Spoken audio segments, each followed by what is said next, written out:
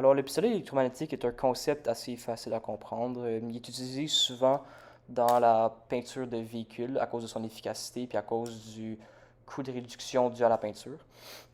Alors, il y a pas mal de méthodes qui expliquent pour appliquer la peinture avec ce pistolet-là. Donc, une charge négative est soit appliquée à la peinture lorsqu'elle est dans le réservoir ou c'est un peu le canon du pistolet qui va être chargée. Puis quand la peinture elle va être propulsée à travers le pistolet, ben elle va frotter contre le côté du canon puis elle va acquérir une charge négative. Ensuite, l'objet que l'on souhaite peinturer doit être mis à terre, donc un ground. Puis il va être chargé un peu par induction pour qu'il soit chargé positivement. Donc quand la peinture qui est chargée négativement va sortir du pistolet, elle va venir se coller immédiatement au matériel ou à l'objet qu'on veut peinturer. Il y a beaucoup d'avantages, comme je l'ai dit précédemment. Ça crée un lien plus fort entre la peinture et le matériel pour couvrir un objet plus uniformément. Euh, cette méthode permet aussi d'économiser de la peinture en garantissant que plus de peinture atterrit sur l'objet ou véhicule chargé et moins comme sur le terrain qui l'entoure, donc à terre ou sur la personne qui peinture.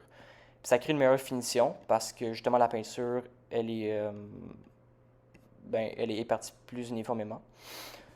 Euh, il y a des petits trucs qu'il faut appliquer quand on utilise un pistolet à peinture électromagnétique. Donc, il ne faut pas se tenir trop loin du matériel à couvrir, sinon la peinture qui charge négativement va venir chercher à se coller à autre chose qui est plus proche justement que la surface que l'on souhaite. Donc, souvent, c'est le peintureur.